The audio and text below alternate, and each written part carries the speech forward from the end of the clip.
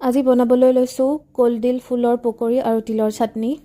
এয়া কলডিল ফুল, তাতে অলপ আদা ৰুকি দিছোঁ, লগতে পিঁয়াজ, নহৰু, বেচন, নিমখ আৰু ভালকৈ এটা পেষ্ট বনাই লৈছোঁ। এখন কেৰাহীত মিঠাতেল গৰম কৰিছোঁ। মিঠাতেল গৰম হোৱাৰ পিছত পকৰিকেইটা একেলগে ভাজি লৈছোঁ। পকৰি প্ৰস্তুত হৈ গৈছে। এইবাৰ বনাব লৈছোঁ তিলৰ চাটনি।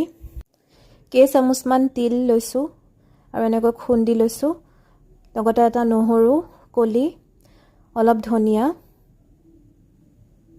আৰু অলপ নিমখ মিলাই ভালকৈ খুন্দি এনেকৈ পেষ্ট তৈয়াৰ কৰি লৈছোঁ। লগতে অলপ মগুমাহ তিল তেলত ভাজি লৈছোঁ আৰু কেঁচা বুট আদাৰ সৈতে প্ৰস্তুত কৰি লৈছোঁ। ভিডিঅ'টো চোৱাৰ বাবে ধন্যবাদ।